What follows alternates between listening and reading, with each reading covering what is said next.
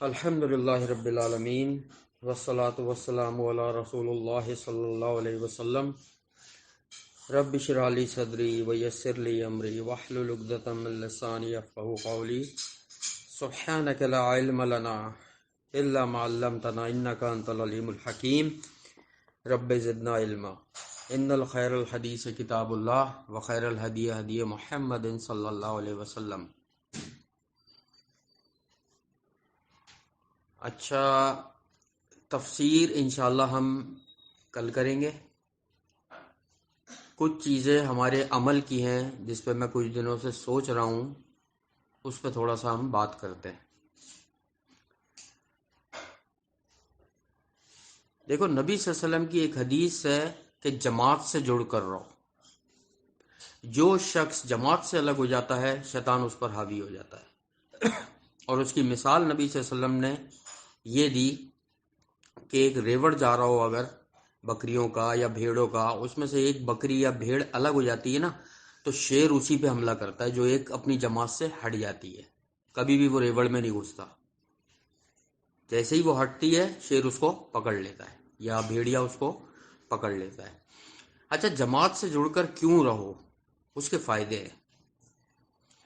دیکھو، ہم میں سے ہر ایک کو پتہ ہے، ہر مسلمان کو یہ بات پتہ ہے کہ جھوٹ نہیں بولو، غیبت نہیں کرو، بہتان نہیں لگاؤ کسی پہ، چوری نہیں کرو، امانت میں خیانت نہیں کرو، ٹھیک ہے، قطع رحمی نہیں کرو، اس کے علاوہ اپنی ذمہ داریاں فرائض پورے کرو، نماز پڑھو، قرآن پڑھو، روزہ رکھو، سب کچھ یہ پتہ ہے باتیں۔ پھر بھی کیا وجہ ہے کہ بہت سے مسلمان ان چیزوں سے دور ہیں؟ اس کی سب سے بڑی وجہ ہے جماعت۔ اب مسئلہ یہ ہے کہ جماعت کون سی جماعت؟ خالص اس جماعت کا ذکر ہے جو قرآن اور حدیث کی دعوت دیتی ہو، قرآن اور سنت کی دعوت دیتی ہو، یا اللہ کا پیغام وہ سنائے یا نبی صلی اللہ علیہ وسلم کا فرمان سنائے جماعت، یا اللہ کے پیغام پر عمل کرے اور اس کے بعد نبی صلی اللہ علیہ وسلم کے فرمان پہ عمل کرے، وہ جماعت، بس اور کوئی جماعت نہیں۔ فلاں نے ایسا کہا، فلاں بزرگ نے کیا، فلاں پیر نے کیا، فلاں امام نے ایسا کیا، فلاں عالم نے، فلاں مولوی نے، یہ سب جماعتیں نہیں۔ وہ شخص، وہ جماعت جن کی بات میں صرف اللہ کا پیغام ہو یا نبی صلی اللہ علیہ وسلم کا فرمان ہو، بس۔ پہلی چیز تو یہ ہو گئی۔ اب آ جاؤ دوسری چیز کے اوپر کہ ہوتا کیا ہے جماعت سے الگ ہونے کا نقصان۔ شیطان کبھی بھی یہ نہیں چاہتا یا یہ نہیں کرتا کہ ایک مسلمان پانچوں وقت کا نمازی ہے، روزہ، حج، زکوٰۃ، عمرہ، صدقہ، خیرات سب ادا کر رہا ہے، جھوٹ نہیں بول رہا، امانت میں خیانت نہیں کر رہا، اگلے دن سے ہی شیطان جو ہے نا اس کو دین سے لے جا کے باہر کھڑا کر دے۔ ایسا نہیں کرتا، شیطان کی پلاننگ بڑی لمبی ہوتی ہے، 5 سال، 10 سال، 20 سال۔ دیکھو، ایک مثال کے ذریعے میں سمجھاتا ہوں۔ فرض کرو، پہلے میں ایک مرد کی مثال لیتا ہوں، پھر میں ایک عورت کی مثال لوں گا۔ فرض کرو ایک شخص ہے، پانچوں وقت کا وہ نمازی ہے، مسجد میں نماز پڑھتا ہے، صدقہ خیرات کرتا ہے، قربانی کرتا ہے، ٹھیک ہے، زکوٰۃ ادا کرتا ہے، سچ بولتا ہے، صلح رحمی کرتا ہے، ٹھیک ہے، امانت میں خیانت نہیں کرتا، اپنے فرائض پوری طریقے سے ادا کر رہا ہے، چوری نہیں کر رہا، جھوٹ نہیں بول رہا، ٹھیک ہے۔ یہ 10-12 میں نے چیزیں گنوائی مین دین اسلام کی جس پہ وہ عمل پیرا ہے، ٹھیک ہے، نماز اور قرآن کا پابند ہے۔ اب شیطان کیا کرے گا؟ شیطان شروع کیسے کرتا ہے، اس کی ذرا نفسیات سمجھنا۔ شیطان شروع ایسے کرتا ہے، اذان ہوئی، اب اس کے دل میں خیال ڈالتا ہے، ابے یار تیرے تو پیر میں تھوڑا سا درد تھا نا، صبح میں درد ہو رہا تھا، تو ایسا نہیں ہو مسجد جاؤں درد شروع ہو جائے، بیماری میں تو اجازت ہے گھر میں نماز پڑھنے کی، چلو گھر میں نماز پڑھ لو۔ یا خیال ڈالتا ہے کہ اب یار تھوڑی سی بھوک محسوس ہو رہی ہے، کچھ کھانا بن رہا ہے، بس سمجھو اللہ نے اجازت دی ہے، اللہ کے رسول صلی اللہ علیہ وسلم نے اجازت دی ہے، کھانا سامنے آ جائے تو پہلے کھانا کھا لو۔ اب وہ اس کی کنڈیشنیں ہیں بیٹا کہ بندہ سویا ہوا اگر ہے، سوئے ہوئے بندے سے شریعت اٹھا لی گئی ہے، میں بتا چکا ہوں اس پہ، ایک بچے سے، نابالغ بچے سے، ایک دیوانے سے اور ایک سوئے ہوئے شخص سے شریعت اٹھا لی گئی ہے، قلم اٹھا لیا گیا ہے، نبی صلی اللہ علیہ وسلم کی حدیث ہے، ٹھیک ہے، ان کے گناہ نہیں لکھے جاتے۔ اب کیا ہے اذان ہونے میں آدھا گھنٹہ ہے، چلو میں سو جاتا ہوں یار، انشاءاللہ کوشش کریں گے اٹھ جاؤں گا۔ اب اس کے ذہن میں ہے یہ بات کہ ہو سکتا ہے میں نہ اٹھ پاؤں، اذان ہو، وقت نکل جائے نماز کا، لیکن وہ لازمی سو رہا ہے۔ وہ الگ بات ہے کہ وہ سویا ہی نہیں ہے 24 گھنٹے سے یا 2 دن سے، یا اس کو اتنی شدید نیند آ رہی ہے کہ اس کو سونا ضروری ہے، ایک یہ الگ چیز ہے۔ لیکن ہمارے یہاں کنڈیشن بتا رہا ہوں میں کہ آفس سے آئے، دکان سے آئے، نوکری کر کے آئے، کاروبار کر کے آئے، اذان ہونے والی ہے، نماز ہونے والی ہے، آدھے 1 گھنٹے میں سو گئے۔ نکل گئی جماعت، چلو گھر میں پڑھ لیں گے، کوئی مسئلہ نہیں ہے۔ مسئلہ پتہ ہے کیا ہے؟ مسئلہ یہ ہے، ایک تو بغیر عذر کے گھر میں نماز نہیں ہوتی۔ عذر کون سا ہے؟ آپ کو شدید بھوک لگ رہی ہے اور کھانا سامنے آ جائے، آپ بیمار ہیں، آپ سوئے ہوئے ہیں، کہ آپ کو واقعی نیند کا اتنا غلبہ ہے کہ اگر اٹھیں گے تو ہو سکتا ہے آپ سے نماز نہیں پڑھی جائے، تو اپنی نیند پوری کریں آپ، کیونکہ نماز حاضر دماغ سے، حاضر دل سے پڑھنی ہوتی ہے، ٹھیک ہے؟ ہو سکتا ہے اس میں کوئی غلط نہ پڑ جائے آدمی۔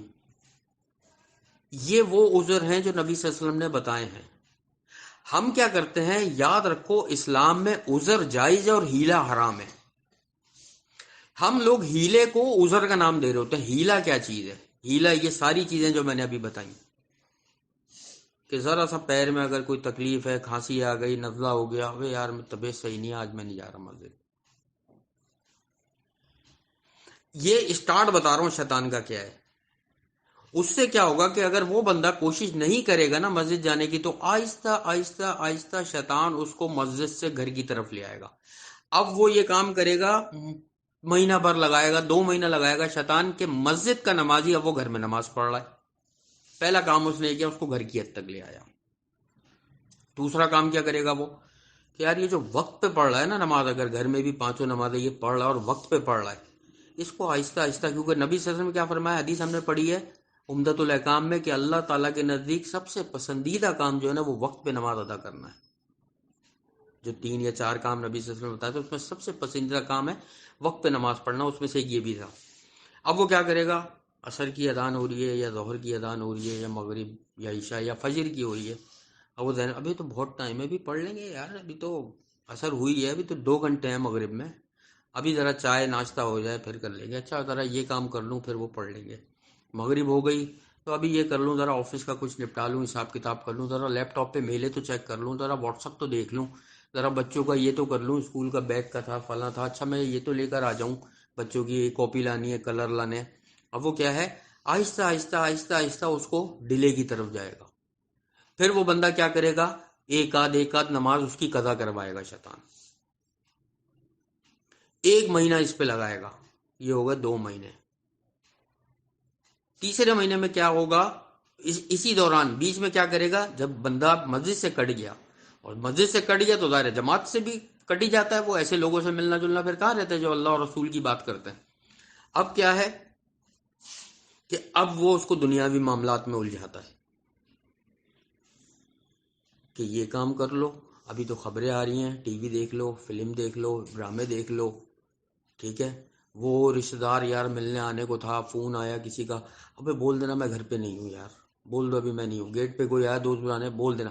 یہ کیا ہے کہ جب بندہ دور ہوتا ہے تو وہ گناہ جب کرتا ہے نا تو ایک ایک ڈاٹ دل پہ پڑتا ہے سیاہ، اور وہ بڑا ہوتا رہتا ہے اگر وہ توبہ نہیں کرے۔ ایک گناہ اس نے کیا، وہ توبہ نہیں کر رہا ہے، وہ اس کو صحیح سمجھ رہا ہے، وہ اس کو صحیح سمجھ رہا ہے، پتا چلے گا 6 مہینے کے بعد وہ بندہ اس پوزیشن پہ آ جائے گا کہ نمازیں بھی ایک تو گھر پہ پڑھ رہا ہے، اور ہلکا پھلکا چھوٹی چھوٹی باتوں میں جھوٹ بولنے لگا ہے وہ۔ ابھی میں مرد کا بتا رہا ہوں، ابھی عورت کی طرف نہیں آ رہا ہوں۔ اس کے بعد کیا اسٹیپ لیتا ہے شیطان، امانت میں خیانت کا لے گا، یا کسی اور گناہ میں لے گا اسٹیپ، ذکر و اذکار میں لے گا، کسی اور چیز میں لے گا۔ آہستہ آہستہ 6 مہینے، وہ 8 مہینے، 10 مہینے ایک ایک چیز پہ لگاتا ہے۔ 10 سال کے بعد جا کے وہ بندہ پتہ یہ چلے گا کہ 10 سال پہلے وہ 5 وقت کا مسجد سے نمازی تھا، ذکر و اذکار کر رہا تھا، استغفار کر رہا تھا، ٹھیک ہے، صدقہ خیرات کر رہا تھا، رشتہ داروں سے مل رہا تھا، مہمان نواز تھا، پڑوسیوں کے حقوق ادا کر رہا تھا، اولاد بیوی بچوں سب کو ٹائم دے رہا تھا، جھوٹ نہیں بول رہا تھا، امانت میں خیانت نہیں کر رہا تھا۔ 10 سال کے بعد جا کے پتہ چلے گا وہ یہ سارے کام کر رہا ہوتا ہے۔ 15 سال کے بعد جا کے پتہ چلے گا وہ یہ سارے کام کر رہا ہوتا ہے. 20 سال کے بعد جا کے پتہ چلے گا وہ نماز چھوڑ چکا ہوتا ہے. ایسے ہیں بندے. یہ سب سے بڑا نقصان ہوتا ہے. سب سے پہلی چیز مردوں کو یہ چاہیے مسجد سے نماز پڑھے، بلا عذر گھر میں نماز نہیں پڑھے. نبی صلی اللہ علیہ وسلم ازواج مطہرات کے ساتھ، اپنی بیویوں کے ساتھ بیٹھے ہوتے تھے، باتیں کر رہے ہوتے تھے، اور ان کی ازواج، یہ حدیث ان سے روایت ہے کہ وہ فرماتی ہیں کہ جیسے ہی اللہ اکبر کی، بلال رضی اللہ تعالیٰ عنہ کی آواز آتی تھی اللہ اکبر کی مسجد سے اذان کی، نبی صلی اللہ علیہ وسلم ایسے ہو جاتے تھے جیسے ہمیں پہچانتے ہی نہیں ہیں. کھڑے ہو جاتے تھے فوراً مسجد جانے کے لیے کہ جیسے ہمیں پہچانتے ہی نہیں ہیں.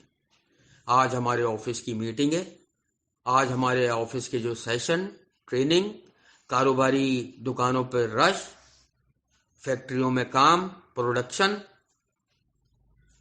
بس اس پہ دھیان ہے. وہ جو اللہ اکبر کی آواز آ رہی ہے مسجد سے، اس کی کوئی اہمیت نہیں ہے. یہ معاشرے میں ہو رہا ہے. ہمیں اس میں بہت، ہم دیکھو خود اپنے آپ کو دیکھیں، میں بھی اپنے آپ کو دیکھوں، ہر بندہ اپنی کوتاہی دیکھے کہ ہم کہاں کھڑے ہوئے ہیں.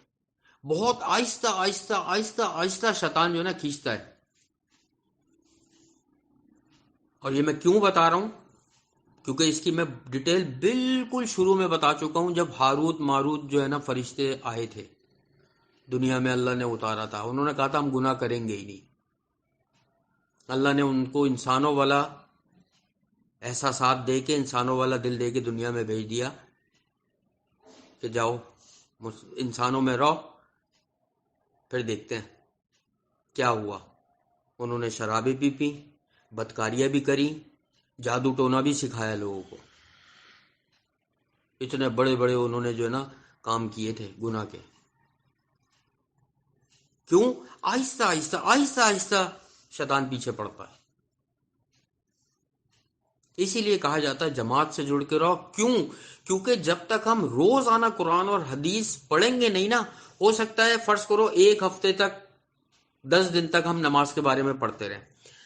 ہوگا کیا؟ ہفتے 10 دن تک ہم نماز تو پڑھیں گے، پتہ چلا امانت میں خیانت کر دی، جھوٹ بول دیا، کسی مسلمان کی پیٹھ پیچھے غیبت کر دی، گالی دے دی، بہتان لگا دیا.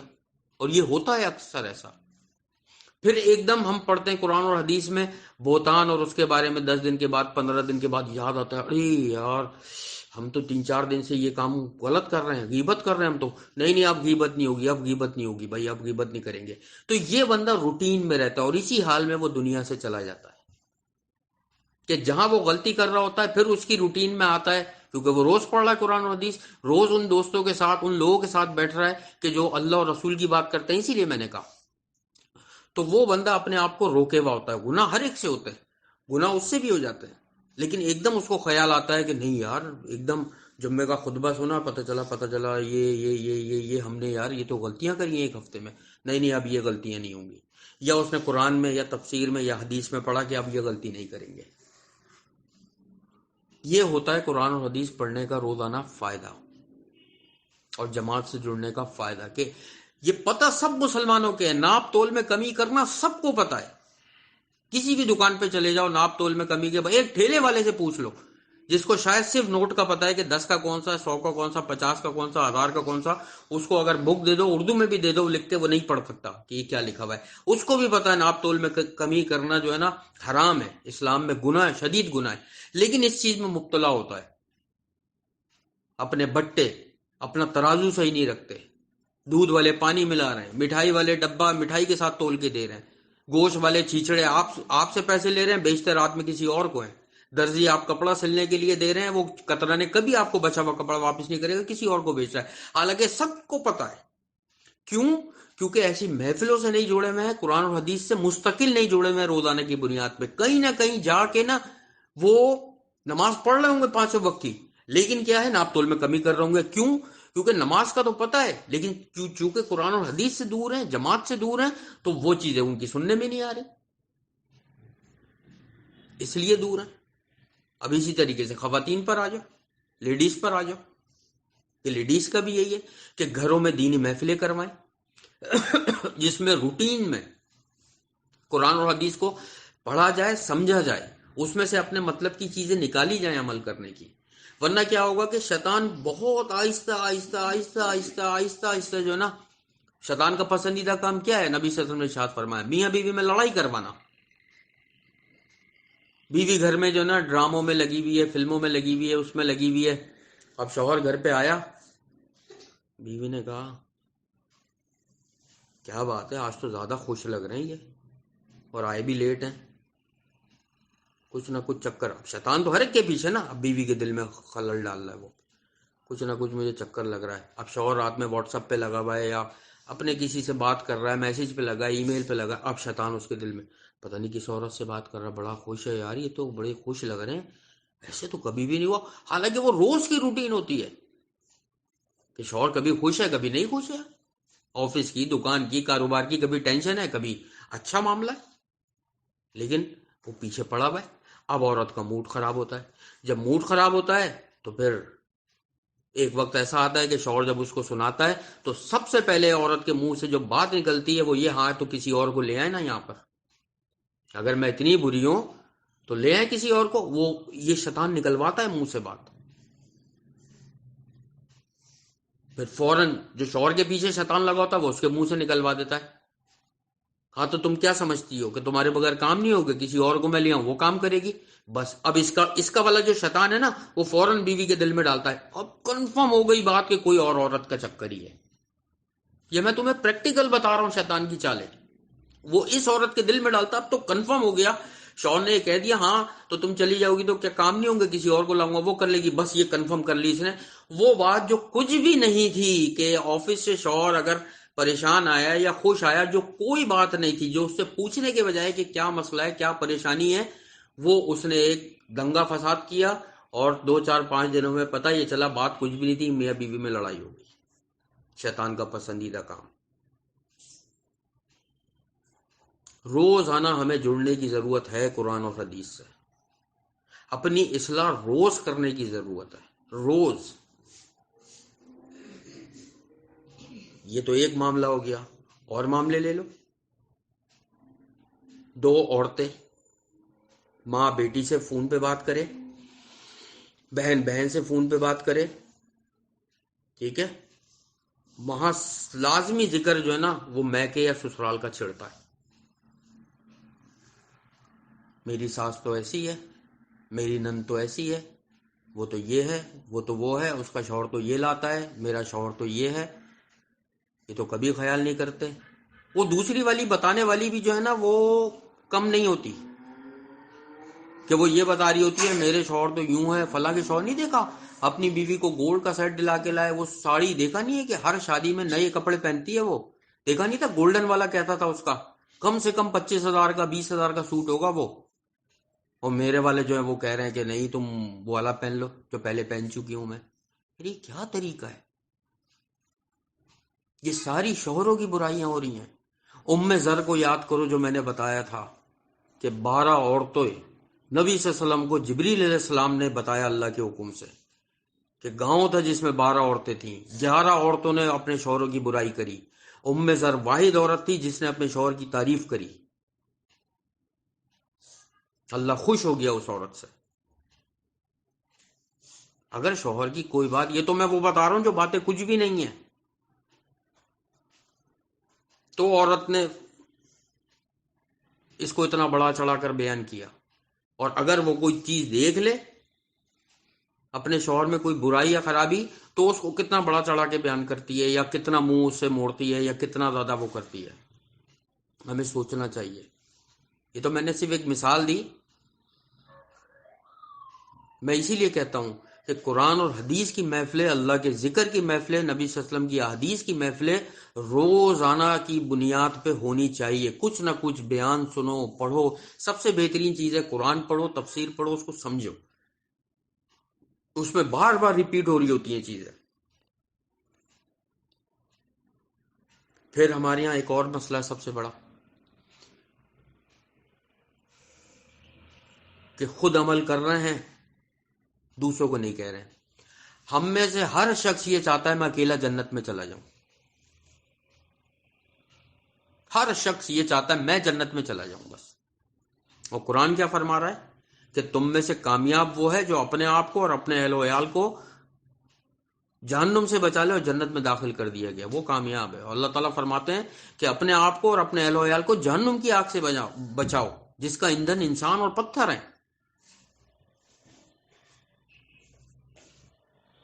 نبی صلی اللہ علیہ وسلم نے ایک ایک قبیلے سے فرمایا اپنے آپ کو اور اپنے رشتہ داروں کو، قبیلے والوں کو جہنم سے بچاؤ۔ دوسرے قبیلے سے فرمایا، تیسرے سے، چوتھے سے، لائن سے بٹھا کے سب سرداروں کو اور اپنی ازواج کو اور سب کو بولا تھا نبی صلی اللہ علیہ وسلم نے باری باری۔ ہم یہ کیوں سوچتے ہیں ہم اکیلے چلے جائیں؟ اگر کوئی شخص نماز پڑھ رہا ہے، اس کو چاہیے کہ وہ اپنی بیوی سے بھی کہے کہ بھائی 5 وقت کی نماز پڑھو اور وقت پہ پڑھو، قرآن پڑھو، تفسیر پڑھو۔ اگر وہ اپنی بیوی میں دیکھ رہا ہے کہ اس کو جھوٹ بولنے کی عادت ہے تو اس سے بولے یہ ختم کرو۔ اسی طریقے سے بیوی کو یہ چاہیے کہ اگر وہ نماز پڑھ رہی ہے اور شوہر اگر آگے پیچھے کرتا ہے، ڈھیلا ہے نماز میں، ٹال مٹول کرتا ہے، کبھی پڑھ رہا ہے کبھی نہیں، تو اس کو بولے۔ پھر دونوں میاں بیوی اولاد کو بولیں۔ اولاد، دیکھو یاد رکھو، اولاد وہ کرتی ہے جو ماں باپ کو کرتا ہوا دیکھتی ہے، اولاد وہ نہیں کرتی جو ماں باپ بولتے ہیں۔ بس یہ ذہن میں رکھنا۔ ماں باپ لاکھ اولاد کو جو ہے نا مومنوں والی کتابیں پڑھا دیں اور لاکھ ان کو جو ہے نا بہترین کتابیں پڑھا کر اور اعلی اخلاق کی کتابیں پڑھا کر عالم فاضل قابل بنائیں اور دیندار بنائیں، اور خود وہ گمراہ ہوں، تو ایسا نہیں ہو سکتا کہ اولاد جو ہے نا ان کی چیزیں اڈاپٹ نہ کرے۔ کہیں نہ کہیں جا کے وہ چیزیں اڈاپٹ کرتی ہے۔ تو ماں باپ کو پہلے چینج ہونا پڑے گا، اور اولاد کو اپنے ساتھ رکھنا پڑے گا ہر چیز میں۔ اس کو ہر چیز کی اہمیت بتانی پڑے گی۔ قربانی کا دن آ رہا ہے تو بتانا پڑے گا قربانی ہم کیوں کرتے ہیں، اس کی کیا اہمیت ہے، اور خالص اللہ کے لیے کرو قربانی۔ یہ نہیں کرو کہ میرے بیٹے کو تو بکرا پسند ہے تو وہ لاؤں گا، میرے والا بیٹا تو میں نے اونٹ اس لیے کیا، اس کو تو اونٹ پسند ہے، میں نے اس سے گائے میں 2 اس لیے بھی ڈالے، یار ذرا بیف، ذرا بکرا وہ ہوتا ہے بیف کی ذرا چیزیں اچھی بن جاتی ہیں، اس لیے گائے میں اس سے بھی میں نے ڈالے۔ اللہ تعالیٰ قرآن میں فرماتے ہیں کہ تم لوگوں کا نہ خون اللہ کو پہنچتا ہے اور نہ گوشت، اللہ کو دلوں کا تقوی پہنچتا ہے۔ جو آپ کی حیثیت ہے خالص اللہ کے لیے، جو بھی حیثیت اللہ نے دی ہے وہ چیز لاؤ اور اللہ کی راہ میں قربان کر دو۔ بس یہ ہے قربانی، یہ سکھانا ہے ہمیں اولاد کو۔ رمضان ہے، رمضان کی اہمیت بتانی ہے، روزوں کی اہمیت بتانی ہے، سحری کے جو ہے نا فضائل اور آداب بتانے ہیں، افطاری کے فضائل اور آداب بتانے ہیں، روزانہ کا نبی صلی اللہ علیہ وسلم کا رمضان کا کیا معمول ہوتا تھا یہ بتانا ہے۔ تو ہمیں ان چیزوں پہ دھیان دینا ہے، اپنی اصلاح کرنی ہے، پوری زندگی اصلاح اپنی کرنی ہے، اور اس حال میں دنیا سے جانا ہے کہ اللہ راضی ہو۔ گناہ ہر ایک سے ہوتے ہیں، روزانہ کی بنیاد پہ ہوتے ہیں، لیکن نبی صلی اللہ علیہ وسلم نے فرمایا، یہ حدیث ہے کہ تم میں سے ہر شخص گنہگار ہے۔ ہر شخص کا مطلب سب آ جاتے ہیں اس میں، کہ تم میں سے ہر شخص گنہگار ہے، اور بہترین تم میں سے وہ ہے جو توبہ کرنے والا ہے۔ اللہ تعالیٰ کو سب سے زیادہ پسندیدہ وہ شخص لگتا ہے جو توبہ استغفار کرتا ہے، یا وہ عورت لگتی ہے جو توبہ کرتی ہے۔ قیامت والے دن سب سے زیادہ نبی صلی اللہ علیہ وسلم نے کہا کہ مبارک ہو اس شخص کو، وہ شخص مبارک کا مستحق ہے، مبارکباد کا مستحق ہے، جس کے نامہ اعمال میں قیامت والے دن زیادہ سے زیادہ استغفار پایا جائے گا، کہ اس استغفار کی وجہ سے اس کے اللہ تعالیٰ بہت سارے گناہوں کو بخش دے گا۔ ہمیں توبہ کرنی چاہیے ہر وقت اللہ سے، اور روزانہ یہ سوچنا چاہیے کہ ہم نے کسی کی غیبت تو نہیں کی، چوری تو نہیں کی، جھوٹ تو نہیں بولا، کسی کو پیٹ کے پیچھے گالی تو نہیں دی، بہتان تو نہیں لگایا، کوئی نمازیں تو نہیں چھوڑ دی، امانت میں خیانت تو نہیں کر دی۔ حقیقت میں ہمیں روز سوچنا چاہیے، اور وہ کیسے سوچیں گے ہم؟ جب دینی محفلیں سجیں گی، اللہ کے ذکر ہوں گے، قرآن کھولے جائیں گے، تفسیریں سنی جائیں گی، احادیث پڑھی جائیں گی، جماعت سے جڑا جائے گا، مسجدوں میں نمازیں پڑھی جائیں گی، تو یہ محفلیں سجیں گی، اور ان محفلوں کی برکت ہی ایسی ہوتی ہے کہ اللہ تعالیٰ جس کو چاہتا ہے ہدایت دے دیتا ہے۔ ایسے فتنوں سے بچنا چاہیے کہ نبی صلی اللہ علیہ وسلم نے ارشاد فرمایا قیامت کے قریب ایسے فتنے آئیں گے کہ جو ان کو دیکھے گا بھی تو اپنی طرف کھینچ لیں گے۔ آج واقعی دیکھ لو، بازار، بڑے بڑے شو روم، ان میں بڑے بڑے ڈیزائن، بڑے بڑے فیشن کی چیزیں، یوٹیوب، فیس بک، کمپیوٹر، LED، گانے، فلمیں، ڈرامے، یہ سارے فتنے کہ واقعی لگاؤ اگر کبھی چینل یا کوئی چیز اگر دیکھو وہ کھینچ لیتے ہیں کہ آپ کا 5 10 15 20 منٹ اور گھنٹوں ضائع کر دیتے ہیں۔ Cricket match, FIFA world cup, اس نے لوگوں کے گھنٹوں کے گھنٹے، پورے دن، پورے مہینے ضائع کیے، کیا ملا؟ نہ حاصل نہ وصول، ٹائم ضائع۔ کیوں؟ کیونکہ ہم روزانہ کی بنیاد پہ اللہ کے ذکر کی محفلیں نہیں سجاتے، جو سب سے زیادہ حق ہے۔